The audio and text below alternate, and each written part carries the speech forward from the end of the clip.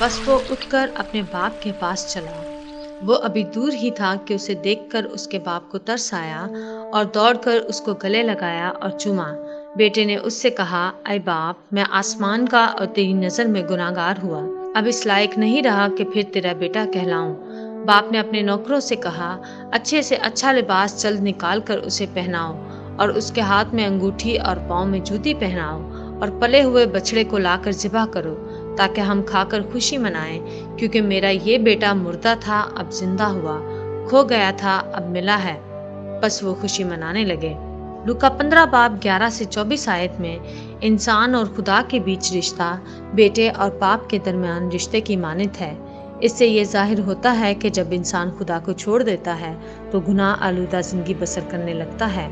जो कुछ उसके पास होता है उसे ज़ाया कर देता है, वो गुनाह में गिर जाता है। सूरों को चराना गुनाह आलूदा जिंदगी गुजारने की अलामत है, क्योंकि सूअर गंदे होते हैं। जब आप सिनेमा घरों में जाते हैं या नाचने कूदने जाते हैं तो सूरों की जगह यानी खंजीर खाना में जाते हैं। बेटा जब अपनी गुर्बत में था तो उसे होश आया और वो अपने बाप के घर की आसाइशों को याद करने लगा। उसे अपने गुनाह याद आए और एहसास हुआ कि अब वो अपने बाप का बेटा कहलाने के लायक नहीं रहा।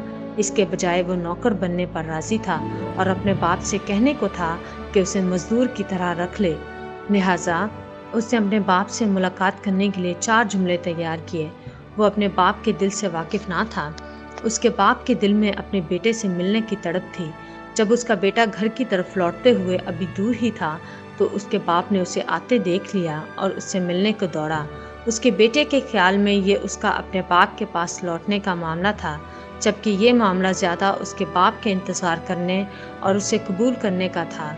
यह गुनाहगार के तौबा करने और खुदा की तरफ फिरने का मामला नहीं होता है, बल्कि यह खुदा के इंतज़ार करने और उसे कबूल करने का मामला है। जब उसने अपने बेटे को देखा तो बाप को तरस आया और उसका भागना, उसे गले लगाना और चूमना उसके तरस की वजह से था। खुदा जो आसमान पर है वो तौबा करने वाले गुनाहगार को पूरे दिल से ऐसे ही गले लगाता है। बाप के चूमने के बाद बेटे ने फौरन बोलने की तैयारी की, लेकिन अभी उसने अपने 3 जुमले ही कहे थे कि बाप ने उसे टोक दिया। जैसा कि बेटे ने कहा, हम भी कहने के लिए अपने जुमले तैयार करते हैं, लेकिन खुदा बेहतरीन लिबास फ्राहम करता है। ये हमें बचाता है। जब इंसान खुदा की तरफ लौटता है तो वो रास्तबाज ठहरता है। रूहुल कुदस की मोहर उस पर लग जाती है और वो ज़मीन से अलग होने के काबिल हो जाता है। पला हुआ बछड़ा खाना मसीह का हमें ज़िंदगी और शादमानी देने के लिए तैयार होने की अलामत है। जब मसीह हमारे अंदर आता है तो हम भरते और खुश होते हैं, और ये वो वक्त है जब बाप और बेटा मिलकर खा पी रहे और खुशी मना रहे थे।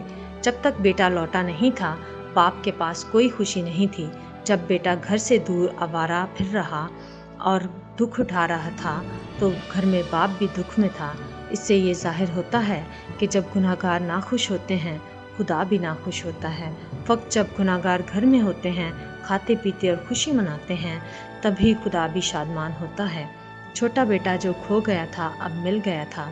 वो मर गया था और दोबारा जिंदा हो गया था। जब गुनाहगार खुदा की तरफ लौटता है तो वो खुदा की तरफ से कबूल किया जाता और जायज़ ठहरता है। दूसरे अल्फाज में वो मिल जाता और जिंदा होता है।